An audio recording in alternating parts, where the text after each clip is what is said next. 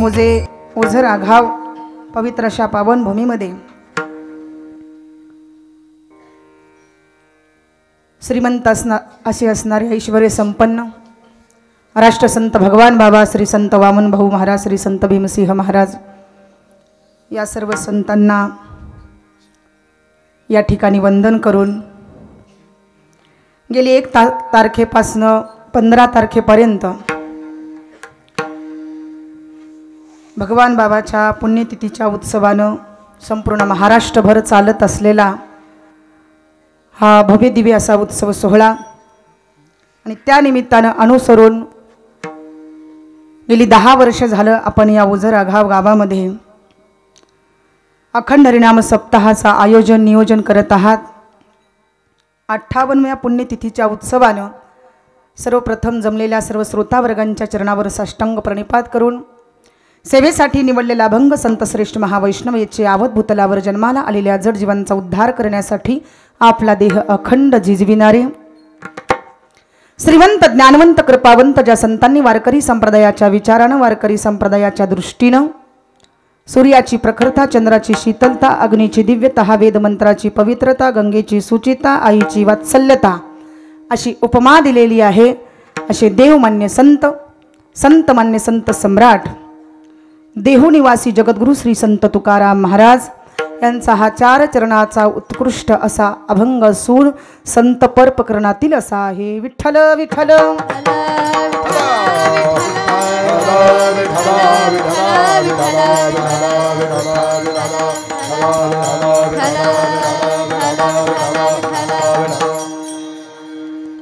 महाराज प्रस्तुत अभंगामधून धन्यता देतात, पण नेमकं कोणत्या जीवाला देतात आपण पाहूया। धन्य ते संसारी दयावंत जे अंतरी। धन्यता दिली महाराज, पण प्रापंचिक जीवाला दिली का? प्रापंचिक जीवाला ही दिली, पण जे जीव परमार्थामध्ये वावरतात परमार्थामध्ये राहतात पण न राहिल्यासारखं जीवन जगतात। साधू प्रपंचाचाही अनुभव घेत असतात पण न राहिल्यासारखं जीवन जगतात, म्हणून त्यांना तुम्ही आम्ही काय म्हणतो? साधू म्हणतो। संसारी असावे असोनी नसावे, भजन करावे सावकाश। प्रपंचामध्ये राहायचंय पण न राहिल्यासारखं जीवन जगायचंय आणि हे जीवन साधूच्या जीवनामध्ये आम्हाला पाहायला मिळतं। म्हणून सर्वप्रथम धन्यता देत असताना धन्यता अशा कोणत्या जीवाला तुकोबाराय देतात? तर धन्य तो निवृत्ती, धन्य तो सोपान, धन्य हे निधान ज्ञानदेव। जगाच्या पाठीवर अशांना धन्यता दिलेली आहे की जे जीवनामध्ये या ठिकाणी स्वतःही धन्य होतात आणि इतरांनाही धन्य करतात। विठ्ठल विठ्ठल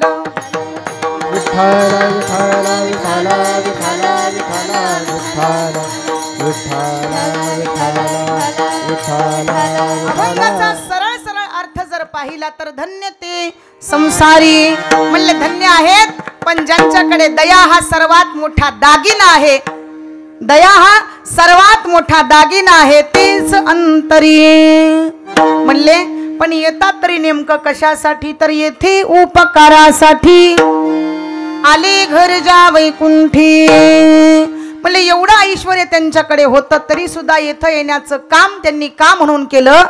तर वैकुंठातलं सुख सोडून मृत्यू लोकात येण्याचं कार्य एवढंच होतं की बाबा जड जीवांचा उद्धार व्हावा, एखादा दुःखी असेल त्याचा सुद्धा उद्धार व्हावा याच्यासाठी संत अवताराला आले। पण आल्याच्या नंतर ते कधी कोणाला लटिक वचन देत नाहीत, म्हणजे कधी कोणाबरोबर खोटं बोलत नाहीत, ते मधुर बोलतात गोड बोलतात असा सरळ सरळ अभंगाचा भावार्थ। विठ्ठल विठ्ठल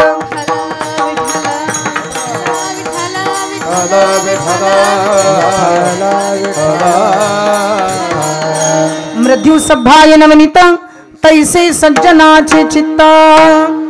सज्जन माणसं जीवनामध्ये धन्यता प्राप्त करून घेत असतात आणि म्हणून धीक जिने जो बाईला धीन परलोकी मान नाही धोनी. जीवन जगत असताना परस्त्रीच्या अधीन ज्याचं जीवन आहे त्याला धन्यता महाराज या ठिकाणी देत नाहीत. कारण कारेदास होसी संसाराचा खर, दुःखाचे डोंगर भोगावया.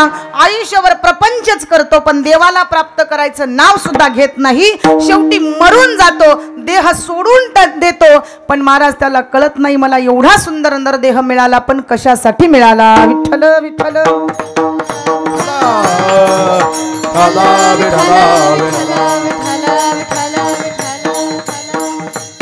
सर्वप्रथम या ठिकाणी ज्ञानेश्वरादी 4 भावंडांचं वर्णन केलेलं आहे.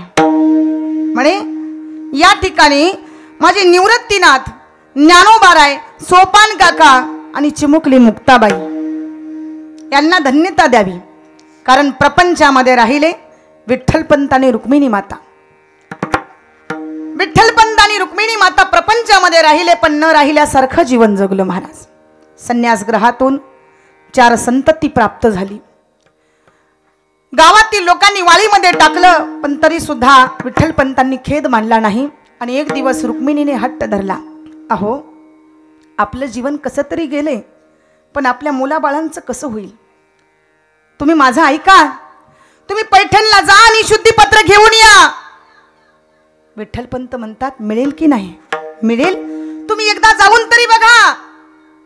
आणि मग पत्नीचा हट्ट. जीवनामध्ये जगत असताना स्त्री हट्ट, बाल हट्ट आणि राज हट्ट हा पुरवावाच लागतो. स्त्री हट्ट हा पत्नीचा आहे, तुम्ही गेलंच पाहिजे, गेलंच पाहिजे. विठ्ठलपंत निघालेले आहेत. सिद्ध बेटातल्या झोपडीतून बाहेर पडले, पैठण सारख्या ठिकाणी येऊन पोहोचले. ब्राह्मण देवतेच्या समोर हात जोडून विनम्र अभिवादन केलं. महाराजजी, म्हटले येण्याचं कारण काय. म्हणले शुद्धीपत्र मिळेल का. मिळेल, पण याच्यावरती प्रतिउत्तर देहांत प्रायश्चित. काहीच बोलले नाहीत. विठ्ठलपंतांनी हातात कागद घेतला आणि परत फिरले. हळूहळू सिद्ध बेटातल्या झोपडीपर्यंत येऊन पोहोचले. चिमुकली चिमुकली भावंड खेळत होती. बाबा आले, बाबा आले, बाबा आले म्हणून धावत जवळ गेली. विठ्ठलपंतांनी हातातला कागद पाठीमागे लपवून घेतला. रुक्मिणीच्या जवळ गेले, ढसा ढसा रडायला लागले. रुक्मिणी म्हणते, अहो आतापर्यंत तुमच्या डोळ्याला कधीच पाणी आलं नाही पण तुम्ही का रडताय. त्यावेळेस स्वतःची परिस्थिती नाही तर माझ्या भगवंताची सुद्धा तीच अवस्था झाली होती. देव म्हणती रुक्मिणी हाची एक योगी देखिला नयनी. हेची ज्ञान संजीवनी जाणत्रे लुक्यासी. धन्य धन्य धरातळी जो याची दृष्टी न्याहाळी, तो वाहत येईल टाळी वैकुंठ भुवनासी. जो करील याचे यात्रा, तो तारील सकळे गोत्रा. सकळे कुळे पवित्रा, या चिंद्रशणे होती अलंकापुरासी. अलंकापुर हे शिवपीठ, पूर्वी येथे होते निळकंठ ब्रह्मादी कतपवृष्ठ. येथे चिपै केले इंद्र येऊन या भूमीसी. याग संपादिले अहर्निसी. इंद्रायणी इंदुरीसी पंचक्रोशी आपासोनी. येथे त्रिवेणी गुप्तासे भैरवापासूनी भागीरथी वसे. ती पूर्वटिका माया दिसे प्रत्यक्ष जाण पार्वती. भोतिवन्न वल्ल ऋषी येथे देव येऊनी होती पक्षी. हे असे नित्य साक्षी असती नासती उदकी. हे पंढरीहुनी सोपे जनासी हरावया पापे. कळीकाळ कोपलिया कोपेन चले अलंकापुरासी. तुम्ही का रडता देवा, तुम्ही का रडता देवा, तुम्ही का रडता देवा. त्यावेळेस देव बोलायला लागले, मी माझ्यासाठी रडत नाही, मी माझ्या ज्ञानासाठी रडतोय. स्वतःसाठी रडतात ती फक्त माणसंच असतात पण इतरांसाठी रडतात ती संत असतात. विठ्ठल विठ्ठल.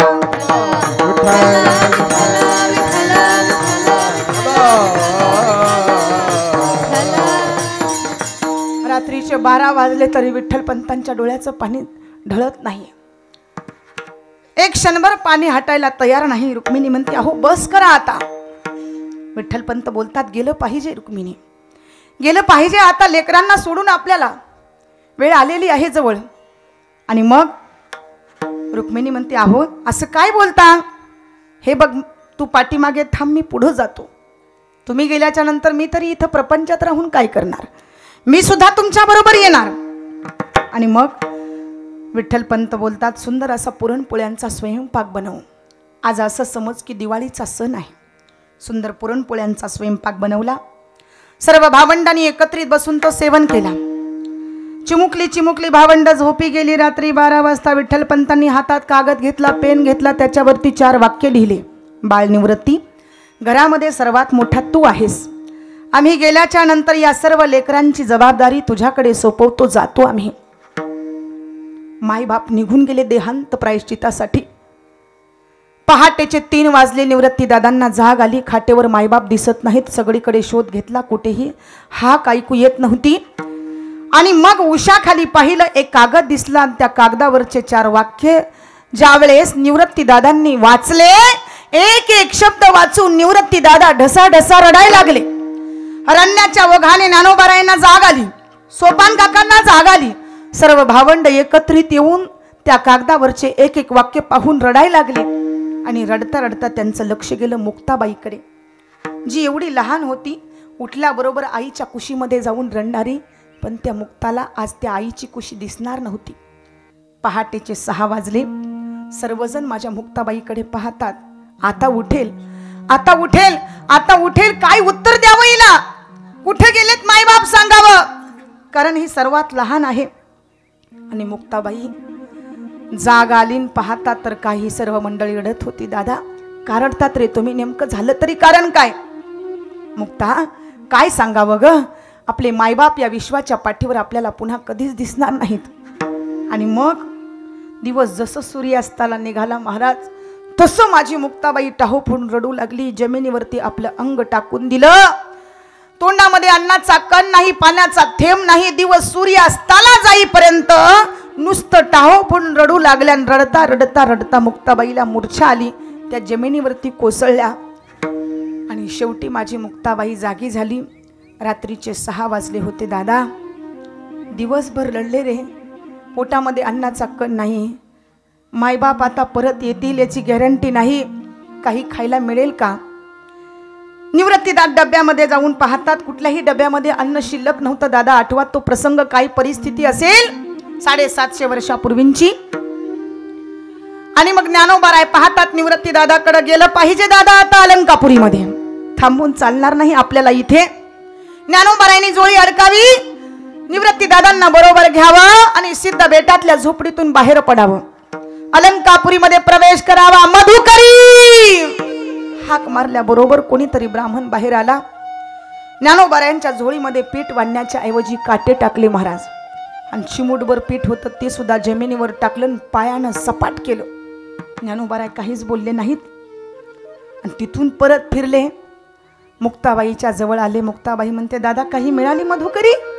चिंता करू नकोस, मी आता खाली वागतो, माझी पाठ तप्त करतो, तू मांडे भाजायला सुरुवात कर. जगाच्या पाठीवरचा पहिला चमत्कार तिथं माझ्या ज्ञानोबारायांनी केला. विठ्ठल विठ्ठल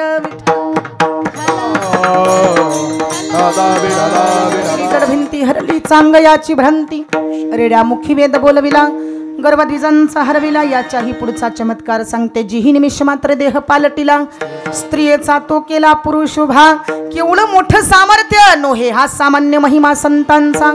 नैवेद्य हातीचा मूर्ती जेवी. आणि एवढे चमत्कार स्वतः करिता नाही तर जगत कल्याणा करिता. विठ्ठल विठ्ठल.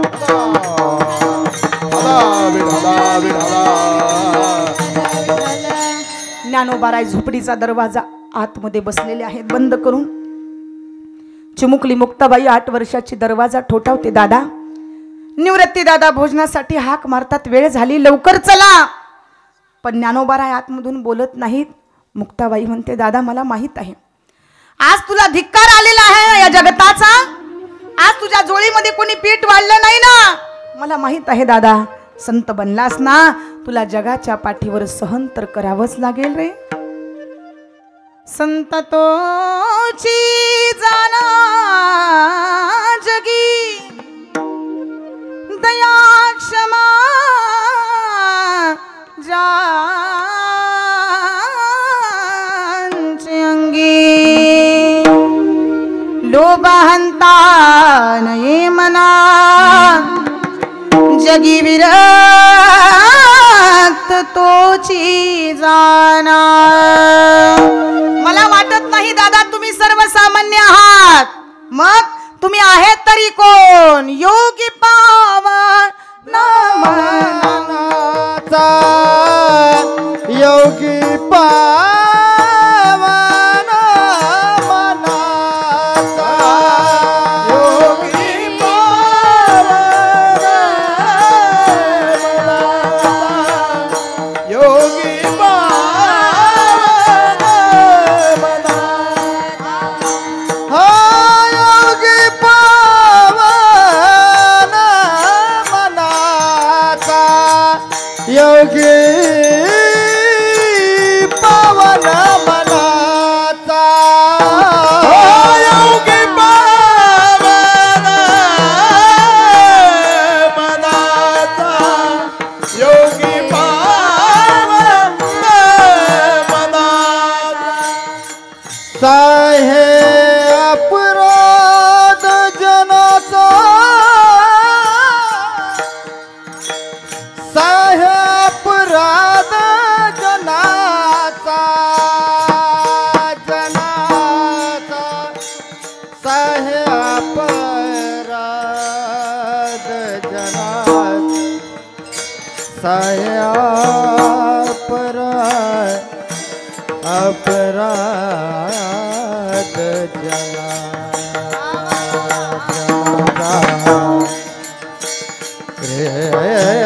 जनाचा साहे अपराध जनाचा जनाचा जनाचा जनाचा रे अपराध जनाचा साहे अपराध जनाचा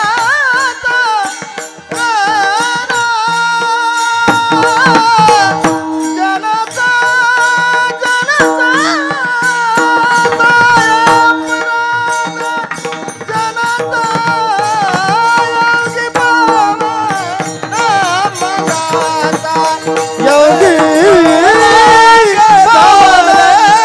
जनाचा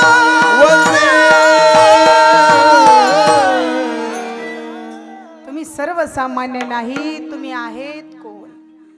योगी पावन मनाचा साहे अपराध जनाच विश्वरागे झाले बनी संती सुके व्हावे पाणी.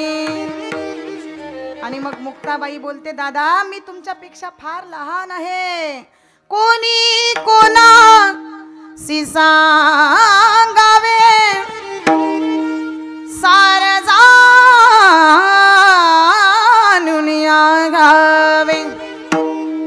लढीवाळ मुक्ताबाई जीव मुदल ठाई ठाई. पण या विश्वासाठी एकच करा म्हणले, काय करायचं? तुम्ही तारुणी विश्वतारा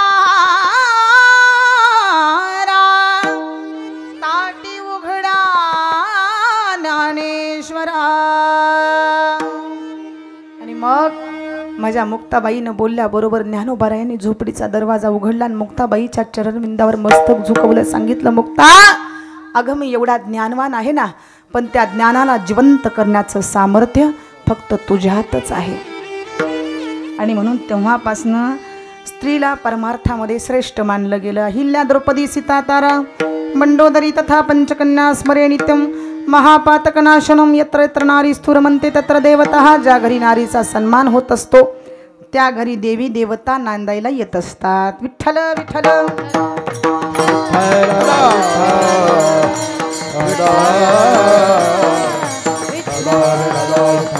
आणि मग ज्ञानोबाराय बोलतात, मुक्ता अगं फार त्रास होतोय आता. ही बाह्य रंगाची वस्त्र अंगावर ठेवावीशी वाटत नाहीत. ही बाह्य रंगाचा लेप मला नको आहे मुक्ता. हा चंदनाचा लेप मला नको आहे. ज्ञानोबाराय अंगावरचे वस्त्र फेकून देतात गळ्यातले सुंदर सुंदर जे दागिने आहेत ते सुद्धा फेकून देतात. ज्ञानोबाराय बोलतात नको आता हे, कारण माझी वेळ आलेली आहे आता. चंदनाची चोळी माझे सर्वांगा पोळी, चंदनाची चोळी माझी सर्वांगा पोळी, चंदनाची चोळी माझे सर्वांग पोळी, चंदनाची चोळी माझे सर्वांग पोळी.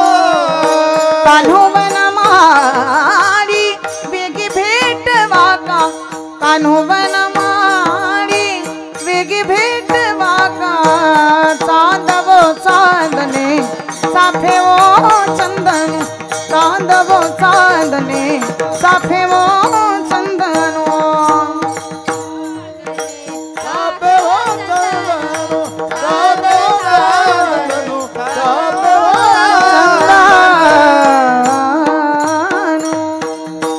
चंदनाची चोळी माझे सर्वांगा पोळी, कान्होवन माडी वेगी भेट वाका. चांदव चांदणे साफे ओ चंदनो. जगामध्ये काहीतरी चांगलं श्रवण करण्याची गरज आहे. ज्ञानोबाराय तुम्ही तर या ठिकाणी योगी आहात, तुम्ही योगी आहात, तुम्ही योगी आहात आणि योगी असताना सुद्धा धन्यता दिली. साधू प्रपंचामध्ये राहतात, न राहिल्यासारखं जीवन जगतात, कारण त्यांच्याकडे दया हा सर्वात मोठा दागिना. असे साधू जगाच्या पाठीवर धन्य आहेत. महाराज अभंगाच्या प्रथम चरणात. धन्य ते संसारी, धन्य ते संसारी, धन्य ते संसारी, धन्य ते संसारी, धन्य ते संसारी, धन्य ते संसारी, धन्य ते संसारी, धन्य ते संसारी, धन्य ते संसारी, धन्य ते संसारी, धन्य ते संसारी, धन्य ते संसारी, धन्य ते संसारी, धन्य ते संसारी, धन्य ते संसारी, धन्य ते संसारी. दयावंता जंतरी, दयावंता जंतरी, दयावंता जंतरी, दयावंता जंतरी, हो दयावंता जंतरी, दयावंता जंतरी, दयावंता जंतरी, दयावंता जंतरी, हो दयावंता जंतरी. येथे उपकारासाठी, येथे उपकारासाठी, येथे उपकारासाठी, येथे उपकारासाठी,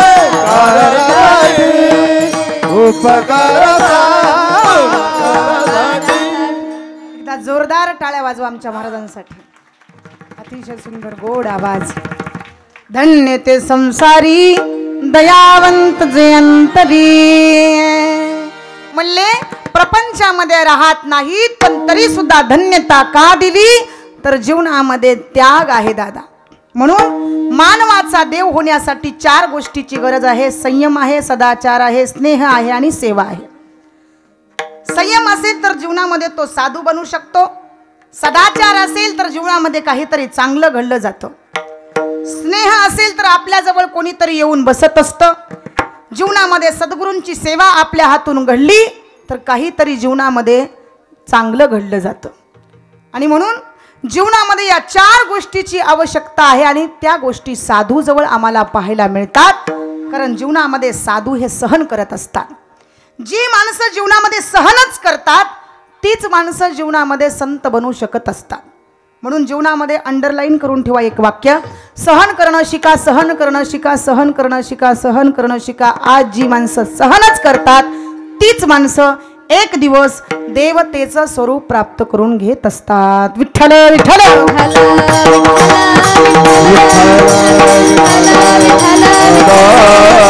कालपण एक उदाहरण आठवलं म्हणून सांगून जाते. एका लोहाराच्या दुकानाचं उद्घाटन होतं.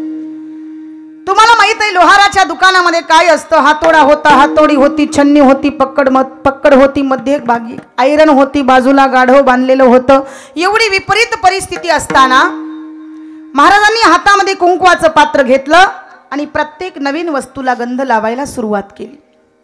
तो लोहार त्या ठिकाणी धावत आला. सांगितलं, महाराज म्हणजे नवीन वस्तूला गंध लावायचा नसतो, जुन्या वस्तूलाच गंध लावायचा असतो, कारण जुनं तेच सोनं असतं. मध्यभागी ठेवलेली आयरन, अरे ती तर जुनी आहे ना.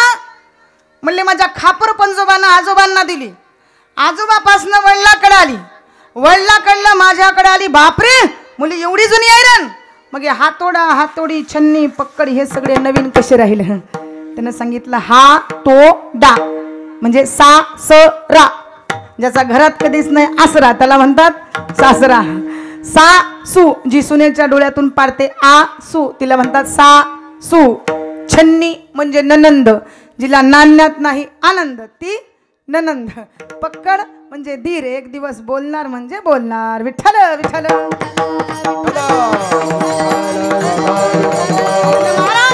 हातोडा, हातोडी, छन्नी, पक्कड हे घाव मारतात आणि आयरन ही घाव सहन करत असते. मग बनायचे काय? ऐरणीच्या देवा तुला ठिणगी ठिणगी आहू दे,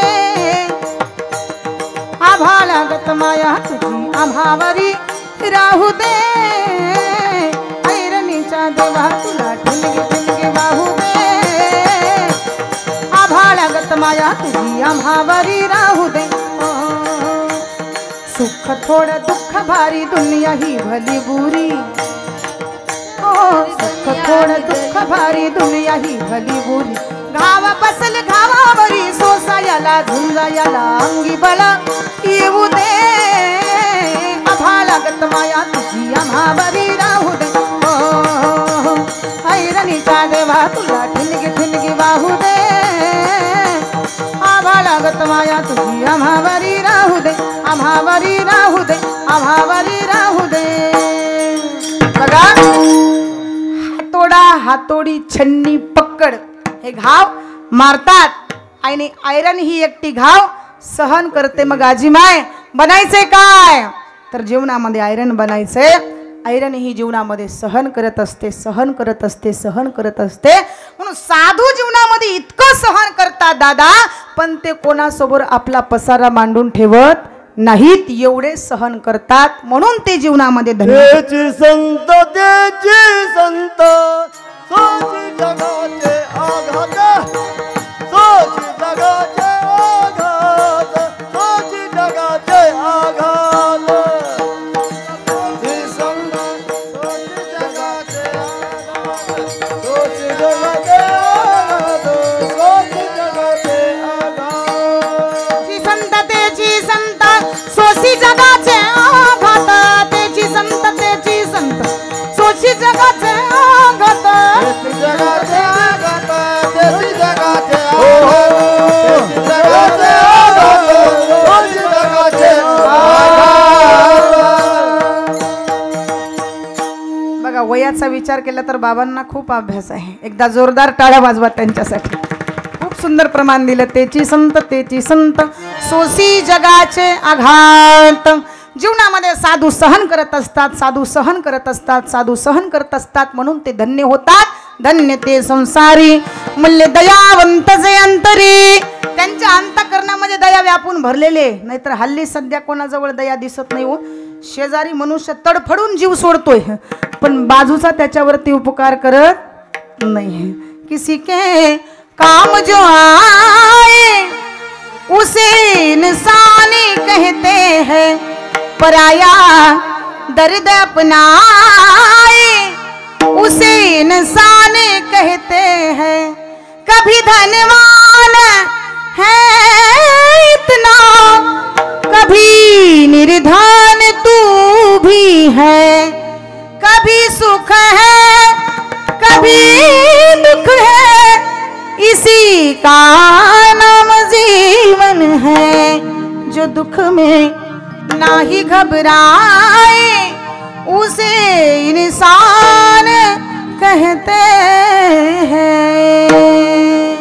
जीवनामध्ये या ठिकाणी सहन करतात ते साधू असतात। म्हणून माय बापांनो, जीवनामध्ये जमलं तर आपल्या अंतकरणामध्ये दया ठेवा, कारण तुलसीदासजींनी वर्णन केलं, दया धर्म का मूल है, पाप मूल का अभिमान, तुलसी दया न छोडिये जब न घटे प्राण।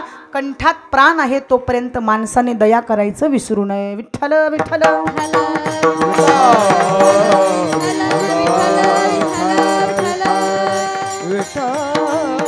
साधूच्या जवळ किती मोठी दया असते हो महाराज, किती मोठी दया असते सांगून जाते माझे भगवान बाबा। शके 1818 मध्ये अवतारालाच आले आणि महत्वाचं तुपे सावरगाव या गावामध्ये अवतार कार्य सुरू झालं। 12वी पर्यंत शिक्षण लोणी या गावामध्ये बाबांनी परिपूर्ण केलं। गावामध्ये राहत असताना बाबांनी अनेक प्रकारचे खेळ खेळले, अनेक बालसवंगड्यांना एकत्रित आणलं आणि महत्वाचं म्हणजे माझ्या बाबांनी तिथे परमार्थ रूपी खेळ खेळला। तो परमार्थ रूपी खेळ असा होता दादा, खेळ खेळता खेळता खेळता बाबांना त्रास झाला तरी चालेल, पण बाबा अनेक जातीच्या लोकांना तिथे एकत्रित आणायचे। बाबा हळूहळू मोठे व्हायला लागले। गावामध्ये कोणीतरी संत महात्मा आला आणि बाबांची नजर त्याच्याकडे गेली। त्याचं नाव आहे माणिक बाबा। माणिक बाबा गावामध्ये आल्याच्या नंतर बाबांची नजर त्यांच्याकडे गेली आणि भगवान बाबांच्या मनामध्ये एक इच्छा निर्माण झाली की आपण सुद्धा जीवनामध्ये काहीतरी चांगलं केलं पाहिजे। आणि माणिक बाबांना पाहिल्याबरोबर भगवान बाबा म्हणतात, बाबा मी आता तुमच्या बरोबर येणार नाही। वडील आबाजी पाटील म्हणले, नाही नाही नाही नाही, असं जमणार नाही राजा, तू जर आम्हाला सोडून गेलास तर आम्ही कोणाच्या आधारावरती राहायचं। तुबाजी पाटील बोलतात, कौतिका आई म्हणते, बाळा अरे हे काय बोलतोस तू आम्हाला सोडून जायचं म्हणतोस? आणि मग कौतिका आईचं सुद्धा मानणं त्या ठिकाणी आबा ऐकत नाहीत। आबा म्हणतात, नाही नाही, मी माणिक बाबांच्या जवळ राहणार, मी माणिक बाबांचा गुरु उपदेश घेणार, कारण गुरुचरणी ठेविता भाव आपे आप भेटे देव। माझा गुरुच्या चरणावर भाव आहे। आणि वडील तुबाजी पाटील कौतिका आई गावाकडे निघून गेले। माझे भगवान बाबा बाबांची सेवा करण्यासाठी तिथं राहिले। गुरु उपदेश मिळाला, अनेक विद्या प्राप्त करून घेतल्या, शिक्षण परिपूर्ण झालं बाबांचं। एवढं शिक्षण घेतलं बाबांनी, एवढं शिक्षण घेतलं, महत्वाचं म्हणजे बाबा गुरढोरं राखत असताना सुद्धा देवाचं स्मरण करायचे। आणि बाबांचं एक ब्रीद वाक्य होतं, एखादं एकर विकलं तरी चालेल पण मुलं शिकली पाहिजेत आणि समाज घडला पाहिजे। विठ्ठल विठ्ठल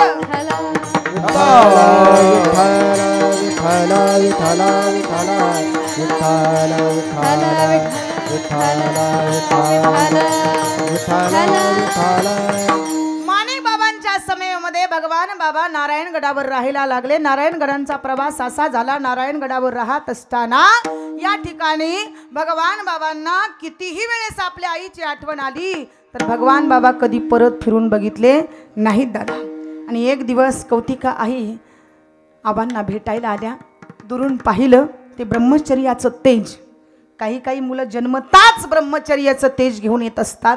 सुंदर सुशोभित असा चेहरा बाबांचा, दुरून पाहता क्षणी आईच्या डोळ्यामध्ये पाणी आलं। बाबा म्हणे, मला एकच मुलगा होता हो, मी त्याच्यावर फार प्रेम करत होते, पण तुम्ही सुद्धा त्याला ब्रह्मचारी बनवलं आणि मला वाईट वाटतंय। माणिक बाबा म्हणतात, नाही, तुमच्या मुलामध्ये ते सर्व काही गुण होते म्हणून मी हे ब्रह्मचर्याचं तेज पाहून त्याला संन्यास दीक्षा दिलेली आहे। आई का यशस्वी औदार्य ज्ञान वैराग्य ऐश्वर्य हे साही गुणवर्य वसती जेत म्हणून तू भगवंत। हा बाळ सर्वसाधारण नाही तर याच्यामध्ये हे 6 गुण मला दिसले। ज्ञानोबाराय वर्णन करतात, ऐका यशस्वी औदार्य ज्ञान वैराग्य ऐश्वर्य ज्ञानही आहे वैराग्यही आहे आणि महत्वाचं म्हणजे याच्याकडे लीनता आहे. आणि या 6 गुणांना पाहून मला फार आनंद झाला. म्हणून मी संन्यासाचं तेज याला देऊन टाकलं. महाराज आई वडील गावाकडे परत निघून गेले आणि मग मात्र बाबांच्या जीवनाचा प्रवास तिथून सुरू झाला. अनेक जातीच्या समाजातील लोक एकत्रित यायला लागले. बाबा पालखीमध्ये बसले की बाबांना भेटण्यासाठी हजारोंच्या संख्येनं गर्दी व्हायची. आणि महत्त्वाचं म्हणजे मुसलमानवाडी नावाचं एक गाव होतं नारायणगडाच्या जवळ. आणि त्या गावामधून बाबांची पालखी पुढं निघाली. आणि जसं पालखी पुढं निघाली तसं त्या ठिकाणी रमजान सुरू होता. आणि काही माझी मुस्लिम बांधव त्या ठिकाणी ईद एकत्रित करण्यासाठी आलेले आहेत. आता मात्र त्यांची नजर बाबांच्या पालखीकडे गेली आणि दुरून पाहता क्षणी म्हणले, अरे हा सर्वसाधारण साधू नाहीये, हा तर तेजोमय आहे, याला लवकरात लवकर बोलून आणा. आणि मग भगवान बाबांना त्या ठिकाणी गावामध्ये बोलवण्यात आलं. सर्व मंडळी एकत्रित आली. महाराज एका जातीची नाही तर मुस्लिम समाजाची बांधव तिथे एकत्रित येऊन बाबांच्या चरणाचा आश्रय घेत होती, बाबांचा आशीर्वाद घेत होती. आणि बाबांचा आशीर्वाद घेत असताना बाबा त्यांना बोलायला लागले, अरे ही सर्व कोण आहेत? ही सर्व तर या ठिकाणी आपलीच आहेत. आणि म्हणून त्या ठिकाणी एक संत वचन बाबांनी सांगितलं. संत वचन सांगितलं की कुठल्या समाजाचा कुठल्या जातीचा नाही तर या ठिकाणी कुठल्या पंथाचा नाही तर या ठिकाणी वारकरी संप्रदायाचं तत्व जोपासणारा मी एक आहे. आणि म्हणून वारकरी संप्रदायाचं तत्व माझ्या बाबांनी हाताशी घेतलं. म्हणून तुलसीदासजी त्या ठिकाणी वर्णन करायला लागले, मै गुलाम मै गुलाम मै गुलाम तेरा, मै गुलाम मै गुलाम मै गुलाम तेरा, मै गुलाम मै गुलाम मै गुलाम तेरा, मै गुलाम मै गुलाम मै गुलाम तेरा, मै गुलाम मै गुलाम मै गुलाम तेरा, मै गुलाम मै गुलाम मै गुलाम तेरा, मै गुलाम मै गुलाम मै गुलाम तेरा, मै गुलाम मै गुलाम मै गुलाम तेरा. तू ही मेरा सच्चा साईं, तू ही मेरा सच्चा साईं, नाम रखूं तेरा, नाम रखूं तेरा. मैं गुलाम मैं गुलाम मैं गुलाम तेरा, मैं गुलाम मैं गुलाम मैं गुलाम तेरा, मै गुलाम मै गुलाम मै गुलाम तेरा, मै गुलाम मै गुलाम मै गुलाम तेरा. बस या ठिकाणी मुस्लिम समाजाच्या बांधवांनी सुद्धा माझ्या बाबांचा आशीर्वाद घ्यावा. दादा एवढं बाबांचं कार्य शिगेला जाऊन पोहोचलं. आणि मग शेवटी भगवान बाबा बोलतात की आता मात्र माझं कार्य परिपूर्ण झालेलं आहे. मला फार आनंद वाटला. आणि म्हणून बाबा त्या ठिकाणी पुढं निघालेले आहेत. बाबा पुढं कुठं आले तर या ठिकाणी वामन भाऊंची भेट घेण्यासाठी आलेले आहेत. वामन भाऊंची गळ्याला गळा भेट घेतली आणि वामन भाऊला प्रश्न केला की म्हणे आता माझं अवतार कार्य मला इथं थांबवावं लागेल. वामन भाऊंच्या डोळ्यात पाणी आलं. वामन भाऊ बोलतात, नाही, तुझ्या अगोदर मी गेलं पाहिजे. तू जर अगोदर गेलास तर मला या ठिकाणी बरं वाटणार नाही, मी अगोदर जातो. मग भगवान बाबा म्हणतात, नाही नाही, मी अगोदर जातो, तू नंतर ये. आणि मग हळूहळू भगवान बाबांचा आजार सुरू झाला. जसं आजार सुरू झाला तसं बाबा म्हणतात, मला इथं थांबून चालणार नाही. पुण्यासारख्या ठिकाणी रुबी हॉस्पिटलमध्ये बाबा त्या ठिकाणी दाखल झाले. आपल्यासोबत जी मंडळी होती भक्तगण मंडळींना बाबा एकच सांगतात, प्राण जोपर्यंत प्राणात आहे ना तोपर्यंत या ठिकाणी तुम्ही ज्ञानेश्वरी वाचायचं सुरू ठेवा, ज्ञानेश्वरी वाचायचं सुरू ठेवा, ज्ञानेश्वरी वाचायचं सुरू ठेवा. आणि ज्ञानेश्वरीतली एक एक एक एक ओवी त्या ठिकाणी श्रवण करता करता बाबांनी आपले दोन्हीही नेत्र झाकले महाराज. आणि सगळं त्या ठिकाणी माझी भक्तगण मंडळी पाहत होती. सर्वजण रडायला लागली. टाहो फोडून रडत असताना गावापर्यंत ही बातमी पोहोचली. गावागावातून मंडळी एकत्रित झाली. आणि ज्या गडाला आज आपण भगवानगड म्हणून ओळखतो त्यालाच पूर्वी धौम्यगड नावाने ओळखलं जात होतं. गडावरती एवढी गर्दी झाली, एवढी गर्दी झाली. अनेक समाजातील बांधव एकत्रित येऊन बाबांचा चेहरा पाहण्यासाठी माना उंच करून पाहत होती. बाबांची प्रेत यात्रा आली आणि जसं जसं ती प्रेत यात्रा खाली उतरवली, माणसं तोंडावरचं पांघरून बाजूला काढून नुसतं बाबाच्या चेहऱ्याकडे पाहत होती. बाबा, तुम्ही आम्हाला सोडून गेलात, पण आम्हाला असं वाटतंय की या ठिकाणी तुम्ही आमच्यातून गेले नाहीत, तुम्ही आमच्यामध्ये कायम जिवंत राहताल बाबा, तुम्ही आमच्यामध्ये कायम जिवंत राहताल बाबा. म्हणून आज 58 वर्ष जरी परिपूर्ण झाली असली तरी बाबा आज प्रत्येकाच्या जीवामध्ये जिवंत आहे दादा. म्हणून लक्षात ठेवा, जगणं असावं एखाद्या महात्म्यासारखं, जगणं असावं एखाद्या योग्यासारखं, जगणं असावं एखाद्या तपस्वी सारखं. आणि जीवनामध्ये जर असं चांगलं कार्य केलात तर तुमचं निश्चित नाव पाठीमागे शिल्लक राहणार. उत्तम चिवुरे कीर्ती मागे का म्हणे का मरणाची सरे उत्तम चिवुरे कीर्ती मागे. जीवनामध्ये सज्जन माणसाचं नाव हे टिकत असतं आणि दुर्जनाचं नाव हे मिटत असतं. संत वचन आहे दुर्जन की करुणा बुरी, भला सज्जन का त्रास, सूरज बगरमी करे बरसन की आस. जीवनामध्ये सज्जन भेटला तर फार मोठं परम भाग्य समजा, कारण त्यांच्यापासनं आमचं चांगलं होणार आहे. आणि जीवनामध्ये एखादा नास्तिक भेटला असं समजा की आतापासनं आमच्या जीवनाची दुर्गती सुरू झालेली आहे. म्हणून महाराज सांगतात, बाबा संत बनलात ना, जगाच्या पाठीवर तुमच्या अंतकरणामध्ये दयारूपी दागिना ठेवा. श्रीमंतीचा दागिना ठेवून फायदा नाहीये. श्रीमंतीचा दागिना आज आहे आणि उद्या नाही. कबीरा जब हम पैदा हुए जग हसे हम रोए, आई सी करनी करके चलो जग रोए हम हसे.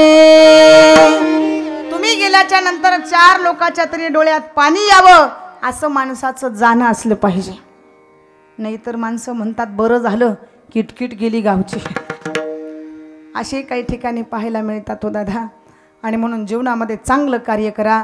महाराज सांगतात धन्य ते संसारी, पण कोण दयावंत जे अंतरी, ज्यांच्या अंतकरणात दया व्यापून भरलेली आहे असे संत धन्य आहेत. म्हणले महाराज ते येतात तरी कशासाठी?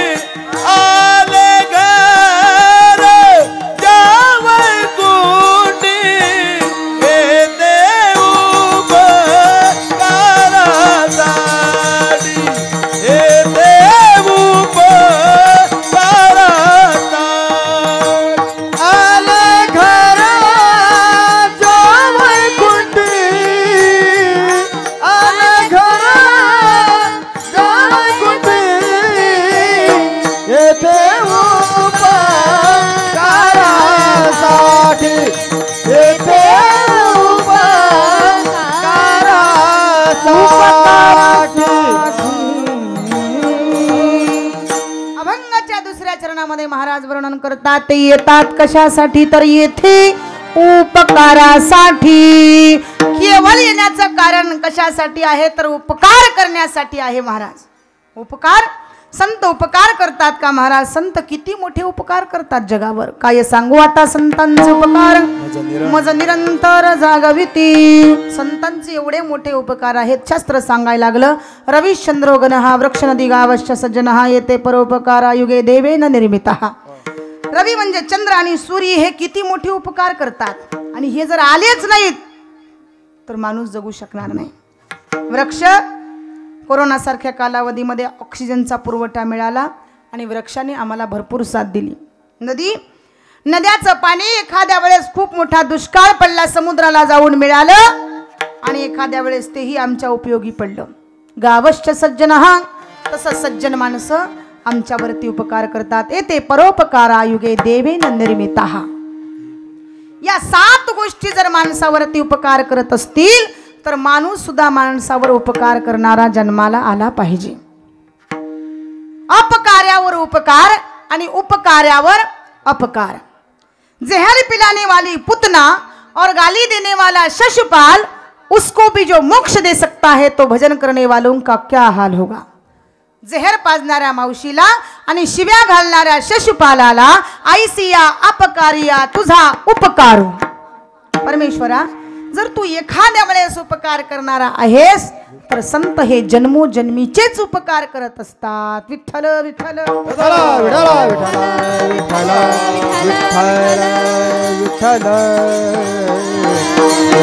पण भगवंतापेक्षा संतांना श्रेष्ठ महत्व का दिलं. भगवान से भक्त न बडे कहे गए संत सुजान, पुल बांधे रघुवीर चले कूदी गए हनुमान. भगवान परमात्म्यापेक्षा भक्तांना श्रेष्ठ महत्व का द्यावं याचं कारणच असं आहे. अहिरावण आणि महिरावण या दोन्हीही राक्षसांनी राम प्रभू आणि लक्ष्मणजीला पाताळामध्ये नेलं होतं. आणि तेव्हा सीता मातेनं हनुमंतरायांना जाग केलं. हनुमंता, अरे दास्यत्व पत्करतो आणि झोप लागली, प्रभू संकटामध्ये आहेत. हनुमंतरायांनी उग्र रूप धारण केलं, पाताळ लोकामध्ये गेले. गेल्याबरोबर अहिरावण म्हणजे अहंभाव, महिरावण म्हणजे ममता, या दोन्हीही राक्षसांचा वध केला. राम आणि लखनजीला वर काढलं. तेव्हापासून पवन तनयतन संकट हरणा मंगल मूर्ती रूप राम लखन सीता सहित हृदय बसव सुर भूप सियावर रामचंद्र की जय. उमापति महादेव की जय. द्वारकाधीश भगवान की जय. म्हणून भगवंतापेक्षा संतांना श्रेष्ठ महत्व द्यावं, कारण ते येतात फक्त उपकार करण्यासाठी. विठ्ठल विठ्ठल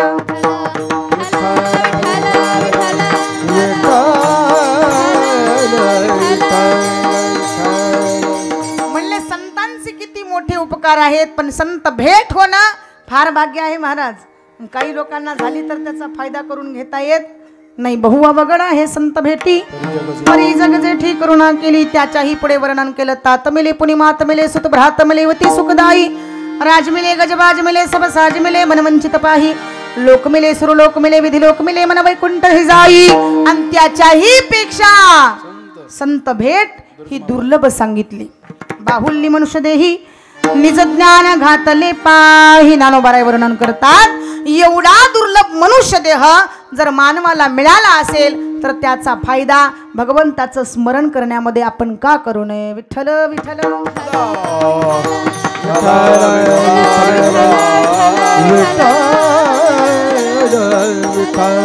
काही लोकांना एवढा नरदेह चांगला मिळाला पण माणसं देवाचं नाव घेत नाहीत. Only 35 after end of the fail. 35 वर्षाच्या आयुष्यापर्यंत परमार्थ. मग माणसं म्हणतात 100च्या पुढं करूत, 80च्या पुढं करूत, तोपर्यंत शरीर साथ देईल का दादा? शरीर साथ देणार नाही. शरीर दुखाचे कोठार, शरीर रोगाचे भांडार, शरीर दुर्गंधीची धार, काही अपवित्र शरीर ऐसे. शरीर दुखाचे कोठार, शरीर रोगाचे भांडार, शरीर दुर्गंधीचे धार, काही अपवित्र शरीर शरीर दुःखाचे कोठार, शरीर रोगाचे भांडार, शरीर दुर्गंधीची थार, नाही अपवित्र शरीर ऐसे. शरीर हे अपवित्र आहे म्हणले, याच्यावरती प्रेम करू नका. प्रेम करायचंच असेल तर त्या भगवंतावर करा, नाहीतर हे शरीर आम्हाला कधी धोका देईल काही सांगता येत नाही महाराज. पण संत महात्मे कायम आमच्या सोबत राहतात, कायम आमच्या सोबत राहतात. ते येतात उपकार करण्यासाठी. म्हणले आले घर जा वैकुंठी. वैकुंठामध्ये एवढं ऐश्वर्य होतं पण नेमकं आमच्यासाठी आले हे आमचं किती मोठं परमभाग्य, पण तरी सुद्धा आम्ही फायदा करून घेत नाहीत. म्हणले महाराज आम्ही वैकुंठवासी आलो याची कारणासी. आम्ही वैकुंठवासी, आम्ही वैकुंठवासी, आम्ही वैकुंठवासी, आम्ही वैकुंठवासी.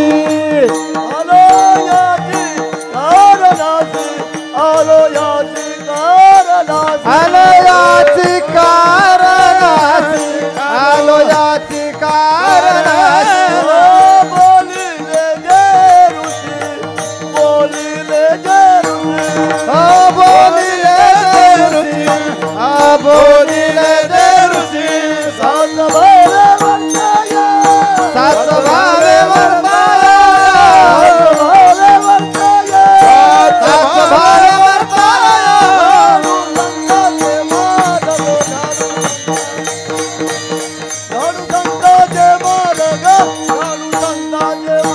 झाडू संतांचे मार्ग, झाडू संतांचे मार्ग, झाडू संतांचे मार्ग, झाडू संतांचे मार्ग.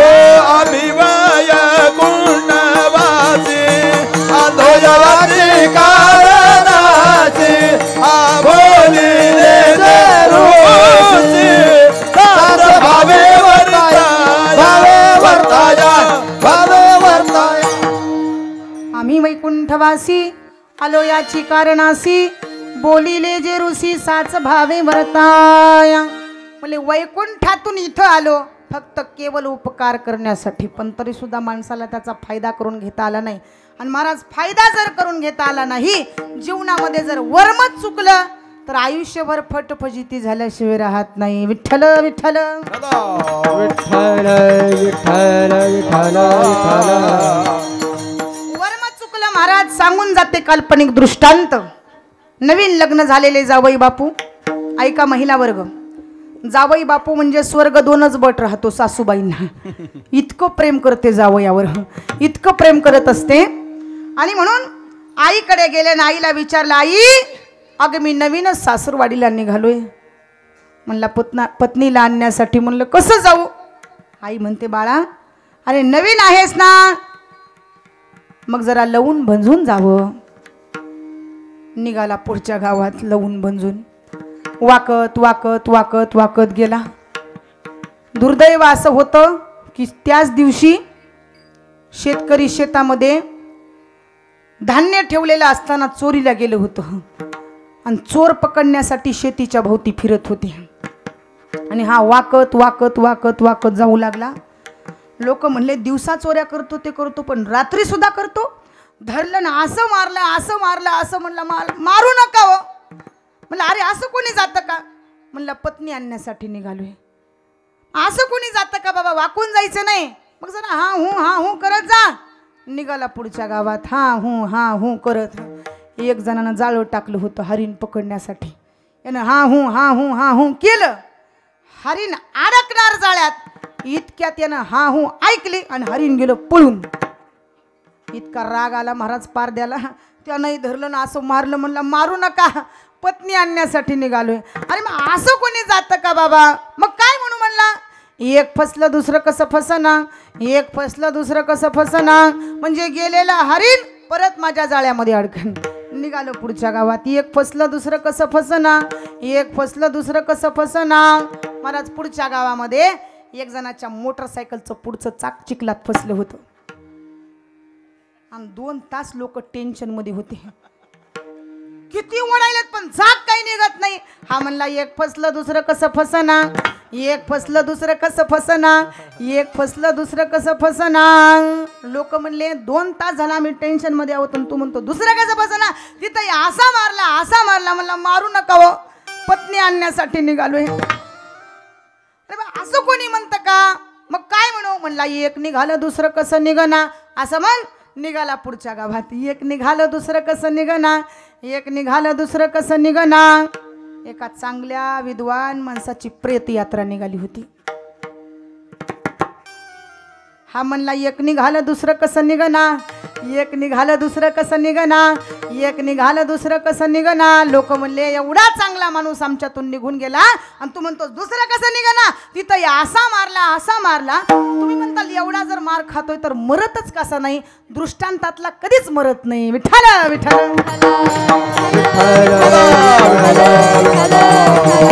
मला मारू नका हो. मग काय म्हणू. अरे म्हणला वाईट झालं म्हण. पुढच्या गावात निघाला लई वाईट झालं, लई वाईट झालं, लई वाईट झालं, लई वाईट झालं. 20 वर्षानं राजाच्या पत्नीला मुलगा झाला होता आणि त्याचे पेढे वाटत होते. हा म्हणला लई वाईट झालं, लई वाईट झालं, लई वाईट झालं. लोक म्हणले एवढा आनंद आम्हाला झाला आणि तुला वाईट वाटतंय. तिथं असा मारला असा मारला असा मारला. म्हणला मारू नका. पत्नी आणण्यासाठी निघाले. अरे मग काय म्हणत जाऊ. म्हणला लई आनंद झाला म्हण. पुढच्या गावात निघाला लई आनंद झाला, लई आनंद झाला, लई आनंद झाला. एक जणाच्या गरीबाच्या झोपडीला आग लागली होती. सकाळपासनं लोक झोपडी विझवत होते. झोपडी काही विझत नव्हती. हा म्हणला लई आनंद झाला, लई आनंद झाला. लोक म्हणले अरे गरीबाचा संसार रस्त्यावर आला, तुला आनंद वाटतोय. तिथं असा मारला असा मारला असा मारला. त्यानं शेवटी विचार केला अनेकांची अनेक मतं ऐकत बसण्यापेक्षा स्वतःच्या मनाचं ऐकलेलं फार चांगलं. विठ्ठल विठ्ठल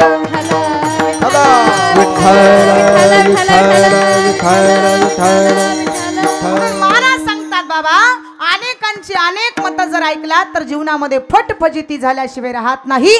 संत वचन काय सांगताय तर तेच जर तुम्ही जीवनामध्ये ऐकलात तर तुमच्या जीवनामध्ये परिवर्तन झाल्याशिवाय राहणार नाही. महाराज संत हे चांगलं सांगतात, संत हे उद्धाराचं सांगतात, संत हे चांगलंच बोलतात. ते आमच्या परिवर्तनाचं बोलत असतात पण जगाच्या पाठीवर माणसाच्या लक्षात येत नाही. म्हणून तर तुम्ही आम्ही आयुष्यभर दुःखच भोगत आहोत. बघा येथे उपकारासाठी म्हणले येतात कशासाठी. आले घर जा वैकुंठी. वैकुंठामधून इथं येण्याचं कारण मृत्यू लोकामध्ये फक्त उपकार करण्यासाठी होतं. म्हणले महाराज ठीक आहे पण आल्याच्या नंतर ते बोलतात तरी कसे आणि वचन देतात तरी कसे. अभंगाच्या 3ऱ्या चरणात कधीच कोणाला लटिक वचन देत नाहीत म्हणजे खोटं बोलत नाहीत. लटिके वचन नाही देही उदासीन. म्हणले महाराज लटिक वचन देत नाही तर मग काय बोलतात. ज्ञानोबाराय वर्णन करतात तैसे साचनी मवाळ मितले परिरसाळ शब्द जैसे कल्लोळ अमृताचे. माणसाचं बोलणं अमृतासारखं असावं पण काही काही माणसं सहज बोलतात पण भांडल्यासारखंच बोलतात. सहज बोलणं संतांच्या सहज बोलण्यानं जगाचं कल्याण पण तुमच्या आमच्या बोलण्यानं कल्याण नाही. महाराज सहज बोलणे हितोपदेश करोनी सायास शिकविते. साधूच्या बोलण्यानं जगाचं कल्याण आहे पण तुमच्या आमच्या बोलण्यानं जगाचं कल्याण नाहीये. म्हणून लटिक वचन नाही तर या ठिकाणी शाश्वत वचन द्यायला लागले. नाही देही उदासीन. एका माणसाला 500 रुपयाची गरज पडली बघा आणि 500 रुपयाची गरज पडल्याच्या नंतर तो आपल्या मुलाकडे गेला आणि सांगितलं बाळा गावामध्ये जा. आपल्या गावात श्रीमंत सावकार राहतात त्यांच्याकडे जाऊन 500 रुपये घेऊन ये. मुलगा गावात गेला. सावकाराच्या पहिल्या खोलीमध्ये गेला आणि बसला. सावकार माझ्या वडिलांनी तुमच्याकडे 500 रुपयासाठी पाठवले. ठीक आहे बाबा 1-2 तास इथं थांब मी आलो आतमध्ये जाऊन पैसे घेऊन. सावकार आतमध्ये गेले. 2 तासानंतर बाहेर आले. मुलाच्या हातावर 500 रुपये ठेवले पण पैसे घेतल्याच्या नंतर मुलगा खुदकन गालात हसला. हसण्याचं कारण विचारलं का रे बाबा कशासाठी हसतोस. सावकार गेली 2 तास झालं मला प्रश्न पडलाय. म्हणला तुम्ही एवढे श्रीमंत आहेत तुमच्या घराचा दरवाजा खूपच लहान आहे हो. तुम्ही मेल्याच्या नंतर तुमचं शरीर बाहेर कसं काढावं. आता काही घेणं होतं का देणं होतं. इतका राग आला महाराज सावकाराला. धरलं त्याला त्या खोलीतच कोंडून ठेवलं. मुलगा काय येत नाही म्हणून वडिलांनी परत 2 नंबरचा मुलगा पाठवला. तोही त्याचाच भाऊ आल्याबरोबर चौकशी करतो. सावकार माझा भाऊ आलाय का काय. तुझा भाऊ बावळट आहे काही बोलायचं कळत नाही काही नाही. काय झालं. काय झालं म्हणजे माझे पैसे घेतो ते घेतो वर परत मलाच म्हणतो की तुम्ही मेल्याच्या नंतर तुमचं शरीर बाहेर कसं काढावं. आता हाही त्याचाच भाऊ म्हणला शरीर जर बाहेर निघत नसेल तर आपण तुकडे करून काढूया. त्याचा विराग आला. महाराज धरलं त्याला पण खोलीत कोंडून ठेवलं. मुलगा काय येत नाही. वडिलांनी परत 3 3 नंबरचा मुलगा पाठवला, तोही त्यांचाच भाऊ. आल्याबरोबर चौकशी करतो, सावकार माझे भाऊ आलेत का काय? तुझे भाऊ बावळट, काही बोलायचं कळत नाही, काय नाही. काय झालं? काय झालं म्हणजे एक म्हणतो मेल्याच्या नंतर शरीर बाहेर कसं काढावं, दुसरा म्हणतो निघत नसेल तर तुकडे करून काढूया, तिसराही त्यांचाच भाऊ म्हणला एवढं करायची काय गरज आहे, आपण खोलीलाच पेटवून देऊया. विठ्ठल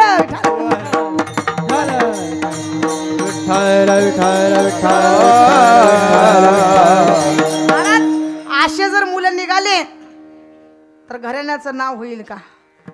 पुत्र द्यायचा गुंडा, ज्याचा तिही लोकी झेंडा, पण पुत्र द्यायचा गुंडा आणि ज्याचा रोजच पोलीस स्टेशनला झेंडा. शास्त्र सांगतं सुशील मात्र पुण्येन पितृपुण्येन चतुर्थः उदार वंश पुण्येन पुण्येन सभाग्यतः. सिलवान पुत्र जन्माला येण्यासाठी आईचं पुण्य लागतं, विद्वान पुत्र जन्माला येण्यासाठी बापाचंच पुण्य लागतं, उदार होण्यासाठी वंशाचंच पुण्य लागतं आणि भाग्यवान होण्यासाठी स्वतःचं पुण्य लागतं. ज्या अर्थी सिलवान आणि विद्वान पुत्र जन्माला आला त्या अर्थी त्याचे मायबाप पुण्यवान. धन्य त्याची माता, धन्य त्याचा पिता, धन्य त्याची माता, धन्य त्याचा पिता, साठविला दाता त्रिलोक्याचा,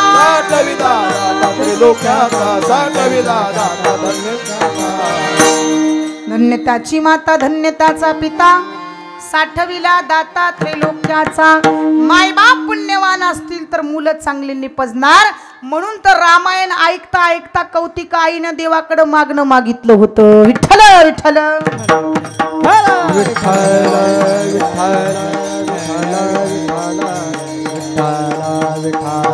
लक्षात ठेवा, जसं कौतिक आईनं ते मागणं मागितलं की मला हनुमंतरायांसारखाच पुत्र प्राप्त व्हावा, तसं इकडे माझ्या जिजाबाईंनी अंबिका देवीच्या समोर जाऊन एक मागणं मागितलं आणि एक साकडं घातलं. हे अंबिका माते म्हणे, तू जर मूर्तीमध्ये असशील ना तर या ठिकाणी आज एक माझं मागणं आहे तुझ्याकडे. काय मागणं आहे तर मला सुद्धा असा शूरवीर पुत्र पाहिजे. बघा जिजाबाई काय म्हणते, मला सुद्धा असाच एक शूरवीर पुत्र पाहिजे की जो जन्माला आल्याबरोबरच हातामध्ये तलवार घेऊन शमशेरासारखा लढणारा असावा. आणि म्हणून माझी जिजाबाई त्या ठिकाणी अंबिका देवीच्या समोर जे साकडं घालते तेच साकडं आपल्याला या ठिकाणी घालायचं आहे. आई भवानी तुझ्या कृपेने तारसी भक्ताला, अगाध महिमा तुझी माऊली वारी संकटाला. आई कृपा करी माझ्यावरी धावत ये लवकरी, आई कृपा करी माझ्यावरी धावत ये लवकरी. आज गोंधळाला ये,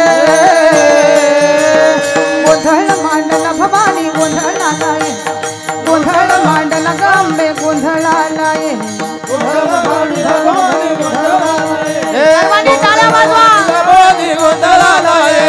दारू घर भैया ता दारू घर भैया, दारू घर भैया ता दारू घर भैया ता दारू घर भैया, दारू घर भैया ता दारू घर भैया, दारू घर भैया ता सर्वांनीवर हात करा, सर्व महिला वर्ग दारू घर ता दारी उभा मी आई कधीचा गांजून गेलो पार, सांग भवानी तुझ विना आता कोणाचे आधार.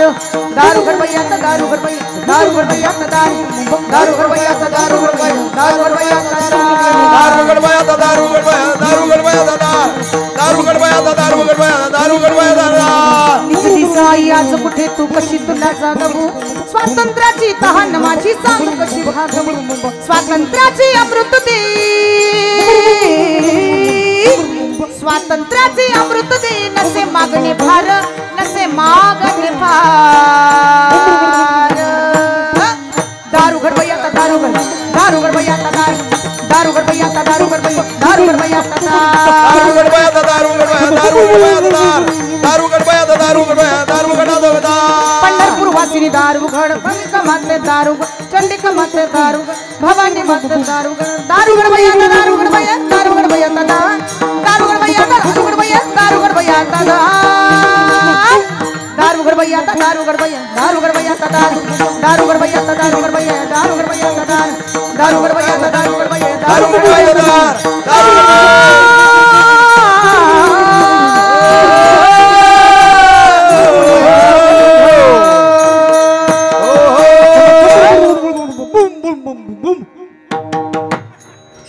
आमच्या तरुणा भाग्यवंत नटे हरिकीर्तनात जोरदार टाळ्या वाजवा आमच्या या तरुण बांधवासाठी. भाग्य लागतं दादा.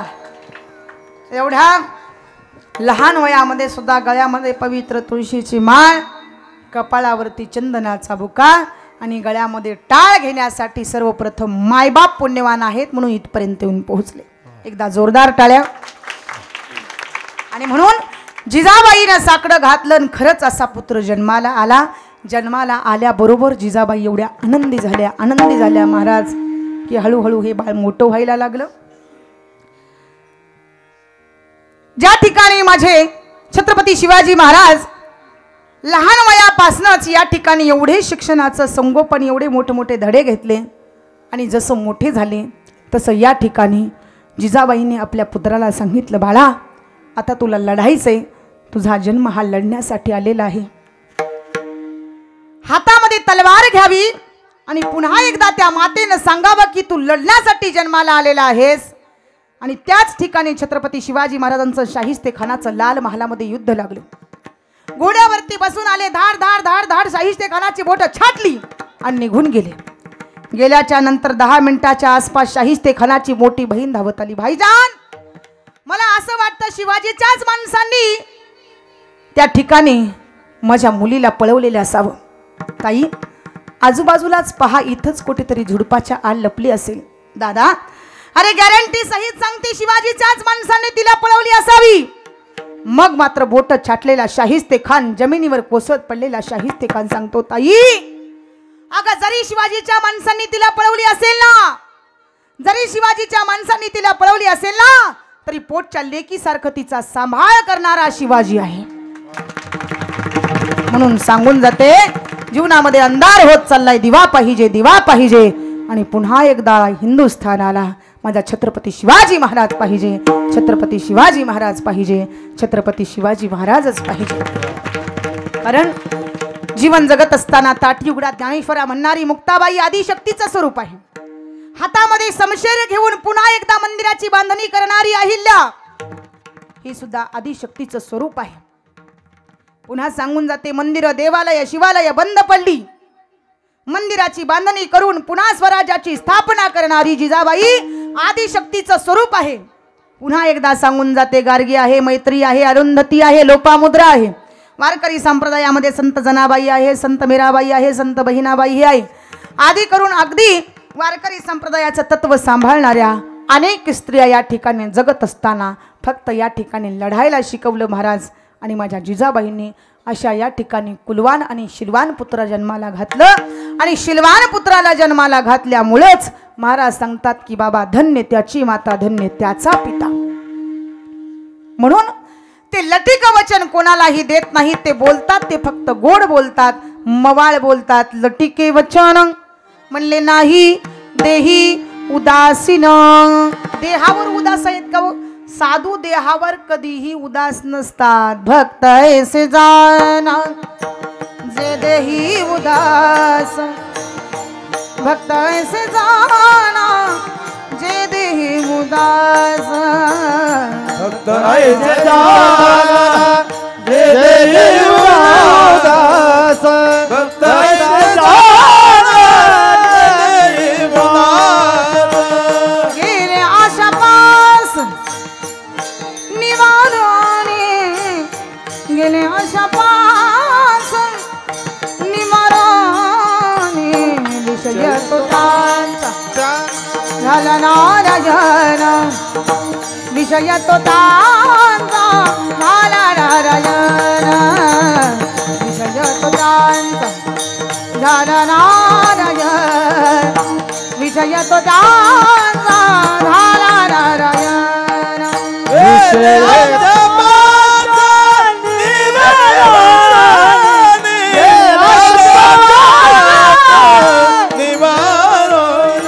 विषय तो दाता दादा नारायण, विजय तो दाता नारायण, विजय तो दाता दादा नारायण, विजय तो दाता नारायण. भक्त ऐसे आशापास निवारुणी विषय तो त्यांचा झाला नारायण नावडे जनधन माता पिता. आणि एकदा का पांडुरंग विषय झाला मग पांडुरंग ध्यानी पांडुरंग म्हणी जागृती स्वप्नी पांडुरंग. झोपताना सुद्धा बसताना सुद्धा उठताना सुद्धा कुठेही आम्ही जावं आम्हाला देव दिसल्याशिवाय राहत नाही. मग महाराज काय करावं तर या देहाने त्या पांडुरंगाला शरण जावं. कशा पद्धतीने म्हणून या शरण जावे सर्व भावे देवासी तो हा उतरील पार भवदुस्तर नदीचा. म्हणले महाराज ज्या भगवंताने 2 हात दिलेले आहेत ते 2 हात सर्वांनी वर करायचे आणि त्या अखिल कोट भगवान पंढरीश पांडुरंग परमात्म्याचं स्मरण करायचं. सर्व महिला वर्ग पुरुष वर्ग तरुण वर्ग वट्ट्यावर कट्ट्यावर बसलेले बाहेर सगळे काही पुरुष वर्ग सर्वांना विनंती सर्वांनी 2 हात वर करायचे. आणि असे खाली जर केलात तुम्हाला माहित आहे काय होत असतं ते. थंडी वाजत आहे आकड्या होऊ नये असं वाटत असेल सर्वांनी भजन करायचं आहे. वा वा श्री राधे राधे गोविंद गोपाल राधे गोविंद गोपाल राधे. श्री राधे राधे गोविंद गोपाल राधे. श्री राधे राधे गोविंद गोपाल एक ताली एक आवाज. राधे राधे गोविंद गोपाल राधे. श्री राधे राधे गोविंद गोपाल राधे. गोविंद राधे गोपाल राधे. गोविंद राधे गोपाल राधे. गोपाल राधे. गोविंद राधे गोपाल राधे. गोविंद राधे गोपाल राधे. राधे राधे गोविंद गोपाल राधे. राधे राधे गोविंद गोपाल राधे. राधे राधे गोविंद गोपाल राधे. राधे राधे राधे राधे राधे राधे राधे राधे राधे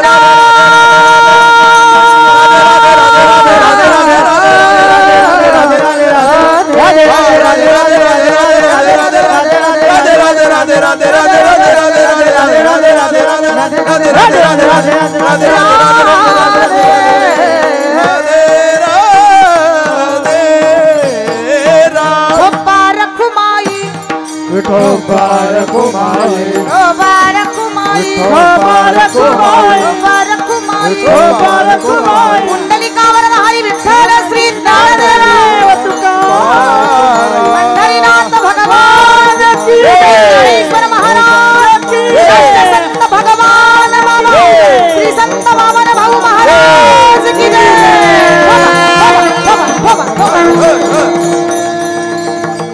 खाली बसा खाली बसा खाली बसा उभे नका खाली बसा खाली बसा सर्वांनी. ठोबा ठोबा ठोबा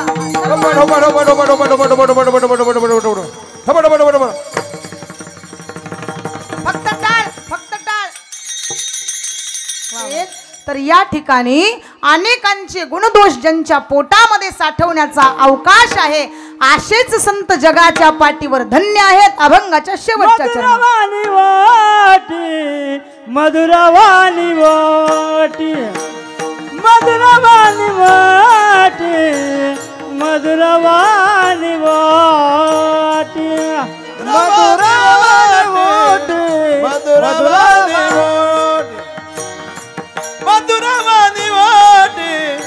मधुरवाणी वाटी मधुरवाणी वाटी मधुरवाणी वाटी मधुरवाणी वाटी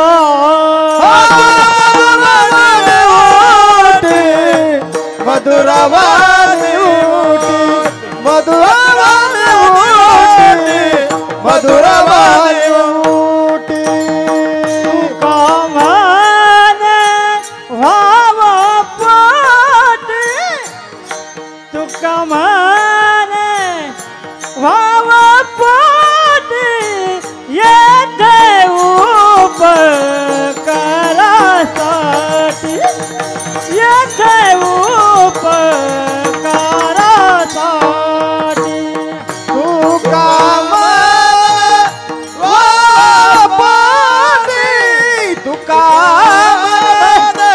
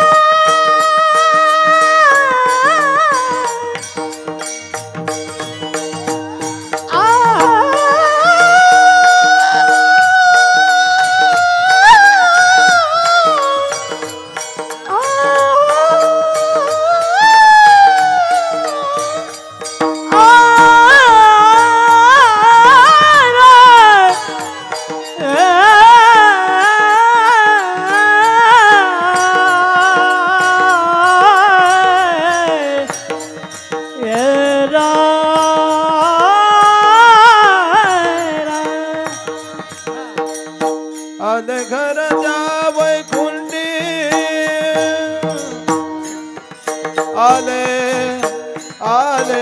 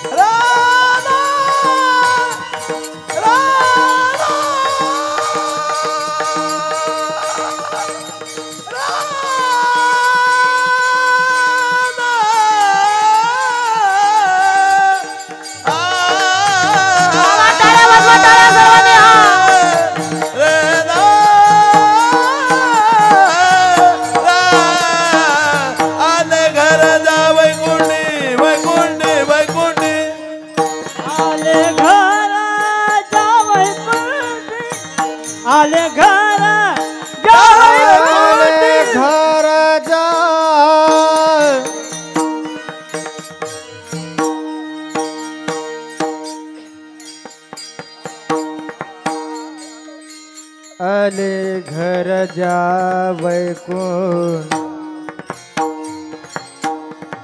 वैकुंठी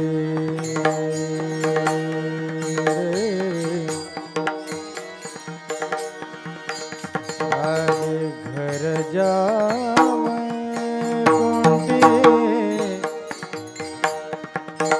वैकुंठी आले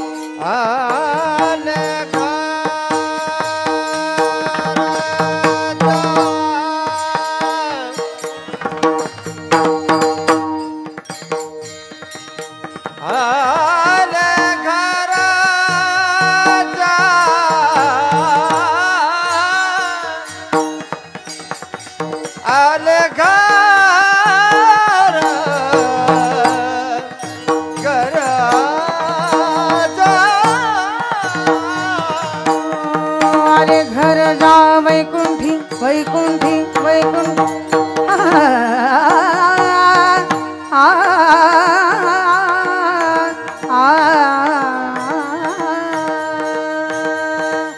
मिले सुर मेरा तुम्हारा, मिले सुर मेरा तुम्हारा, सुर बने हमारा सुरगी नदियों हर दिशा से, सुरगी नदियों हर दिशा से बहके सागर में मिले बादलों का रूप लेकर बरसे हल्के हल्के। मिले सुर मेरा तुम्हारा, मिले सुर मेरा तुम्हारा, सुर बने हमारा। आना मिलो सजना सजना रे, आना मिलो सजना सजना रे,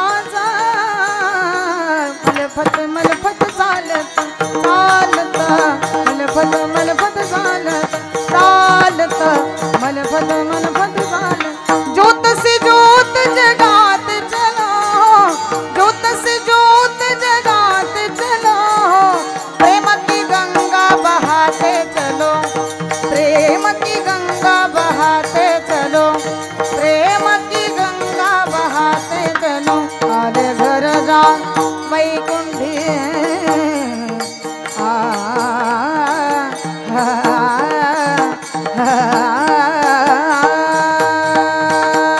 आले घर जा वैकुंठी वैकुंठी वैकुंठी आले घर जावई कुंडी आले घर जावई कुंडी येथे उपकारासाठी येथे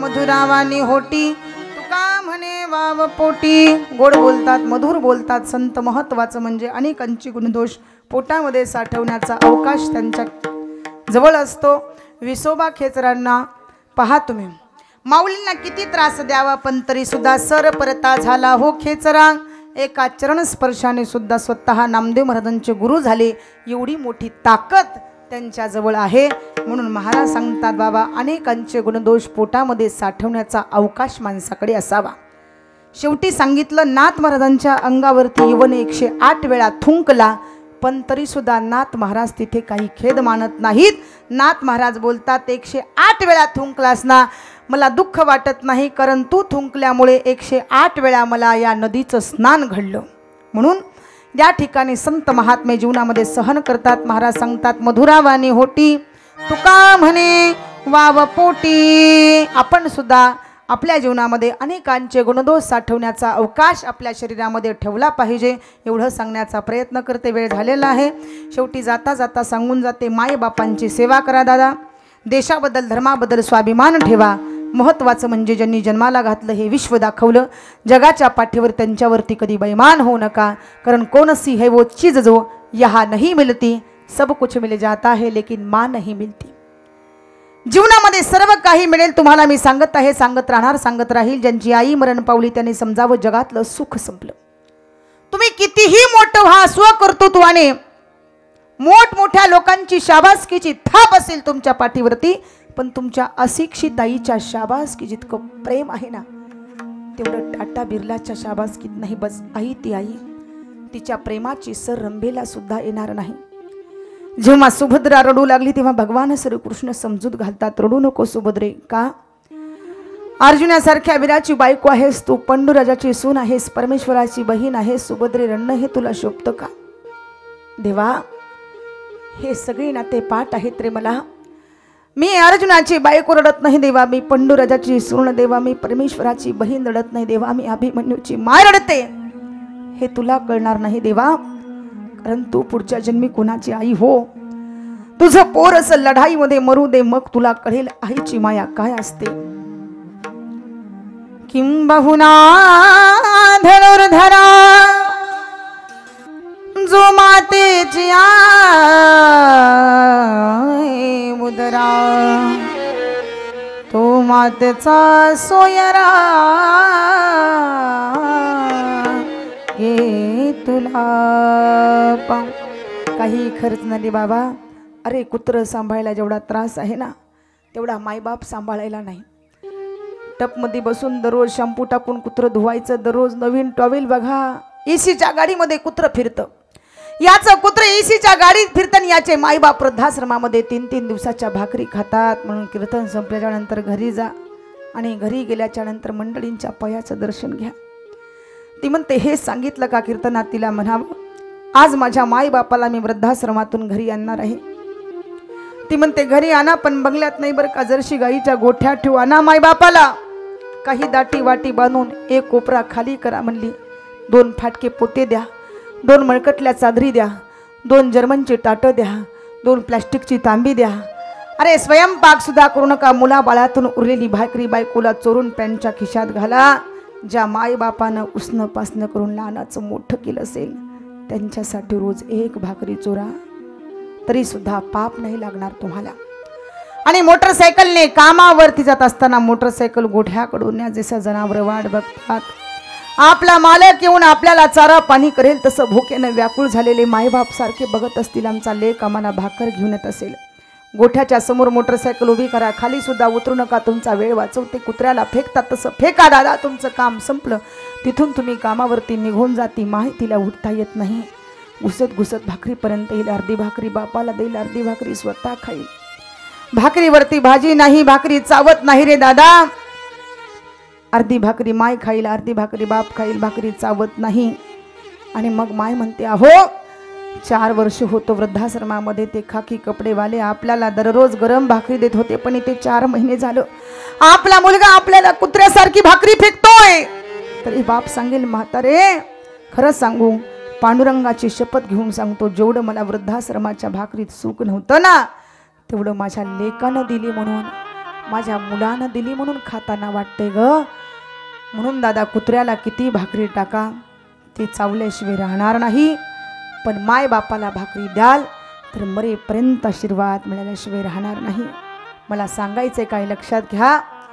आई ती आई असते दादा. डॉक्टर तात्याराव लहाने, तुम्हाला माहीत असतील, सगळ्यात मोठं नेत्रदानाचं काम त्यांच्या हातून घडलं जातं. ज्यावेळेस एक किडनी खराब झाली, डॉक्टर साहेब म्हणले, मुलाची एक किडनी गेलेली आहे माता, आणि दुसरी जर किडनी नाही लावली तर मुलगा याच ठिकाणी गतप्राण होईल. माय म्हणते, डॉक्टर साहेब एक किडनी खराब झाली ना, माझी दुसरी सुद्धा किडनी त्याला लावली तर चालेल हो, पण ते जगला पाहिजे आणि त्याने जगून पुन्हा समाजसेवेचं काम केलं पाहिजे. एवढं मोठं अंतकरण जगाच्या पाठीवर फक्त मायेचंच असतं दादा, फक्त मायेचंच असतं. म्हणून या ठिकाणी सांगून जाते, आई पहिला संस्कार, आई पहिला उच्चार, तोल जाणाऱ्या जीवाला तोला मोलाचा आधार. आई पहिला संस्कार, आई पहिला उच्चार, तोला जाणाऱ्या जीवाला तोला मोलाचा आधार. आई पहिला संस्कार. काय करते ही आई जीवनात ऐका. आई घडवते घर, आई पिकवते घर, आई घराचे मंगल, आई चेतनेचा स्वर. आई पहिला संस्कार. तिची सरली ही ऐसी माया जगात या नाही. आई विना पोरका जो त्याची माऊली विठाई. आई पहिला संस्कार. शेवटी सांगितलं माते, सारे काही शिकवले, आता हे तूच सांग, कसे व्हावे ऋण मुक्त, कसे फेडायाचे पांग. आई पहिला संस्कार, आई पहिला उच्चार. एवढं सांगण्याचा प्रयत्न करते. सांगून जाते, स्त्री जरी क्षणाची पत्नी असेल दादा, तर ती अनंत कालाची माता आहे, म्हणून तिचा आदर करायला शिका. संत महात्म्यांनी जे सांगितलं त्या मार्गावरती चालायला शिका. आपण या ठिकाणी अनमोल असा वेळ एवढ्या थंडीमध्ये सुद्धा कीर्तनासाठी दिलात. सर्व श्रोतावर्गांच्या चरणावरती पुनश्च एकदा साष्टांग प्रणिपात. महाराष्ट्रभर 1 तारखेपासून 15 तारखेपर्यंत भव्य दिव्य अशा प्रकारामध्ये उत्सवामध्ये चालत असलेल्या या ठिकाणी राष्ट्रसंत भगवान बाबांच्या पुण्यतिथीच्या उत्सवावरती असा भव्य दिव्य सोहळा ओझर आगाव गावातील संपूर्ण ग्रामस्थांनी इथं आयोजित केला. एकदा या कार्यकर्ते मंडळींसाठी जोरदार टाळ्या झाल्या पाहिजेत. महत्त्वाचं म्हणजे खरं सांगायचं झालं तर आज अतिशय सुंदर साऊंड सिस्टीम. जेवढं गुणगान करावं तेवढं कमी आहे. 4 दिवस झालं करतच आहे. एकदम सुंदर ऑपरेटिंग या ठिकाणी करतात. एकदा जोरदार टाळ्या वाजवा आमच्या दादांसाठी. तिन्ही आमचे महाराष्ट्रभर प्रत्येक गावामध्ये मी गेल्याच्या नंतर तिथे आपली हजेरी असतेच. आमचे तिन्ही रत्न गायनाचार्य ज्यांच्या आवाजाने आज महाराष्ट्र वेळा होतोय, एकदा जोरदार टाळ्या वाजवा त्यांच्यासाठी. श्रोते, तुम्ही महेश याची मूर्ती गेली 2 तास झालं आपण तन मन धन एकत्रित करून ही सेवा श्रवण करत आहात. आपल्याही चरणावर साष्टांग प्रणिपात. कार्यक्रमाची व्हिडिओ शूटिंग मराठी हॉटस्पॉट या ठिकाणी मराठी तडका एकदा जोरदार टाळ्या वाजवा त्यांच्यासाठी. भाऊंनी सुद्धा आज सुंदर अशा प्रकारे या ठिकाणी सेवा दिली, त्यांच्याही चरणावर साष्टांग प्रणिपात. आज सुंदर अशी सिंथवादनाची 6-7 या ठिकाणी महाराष्ट्रभर ज्यांचं नाव आहे, आमचे मयूरदादा निंबोळकर शेगाव, एकदा जोरदार टाळ्या वाजवा त्यांच्यासाठी. सुंदर अशी मृदंग वादनाची 7, नाव काय, भरत महाराज, एकदा जोरदार टाळ्या वाजवा त्यांच्यासाठी. भरत पठाड्यांचीच आठवण करून दिली, एकदा अतिशय सुंदर त्यांनी सुंदर अशी मृदंग वादनाची साथ दिली, त्यांच्याही चरणावर साष्टांग प्रणिपात. आज सेवेसाठी आवर्जून उपस्थिती, ज्यांनी 26 वर्ष देशाची सेवा केली. आर्मीमधनं रिटायर झाल्याच्या नंतर आपल्या सुनबाईसोबत जे संत सेवेचं काम करतात, माझे सासरे खास सेवेसाठी उपस्थित, ज्यांच्यामुळे महाराष्ट्र मी फिरत असते असे असणारे माझे पती परमेश्वर, त्यांच्याही चरणावर साष्टांग प्रणिपात करून इथं सेवेला पूर्णविराम देते. ज्ञानोबा माऊली माऊली तुकाराम, बोला ज्ञानोबा माऊली माऊली तुकाराम, ज्ञानेश्वर माऊली ज्ञानराज माऊली तुकाराम, ज्ञानेश्वर माऊली ज्ञानराज माऊली ज्ञानराज माऊली तुकाराम. विठ्ठल जय जय विठ्ठल.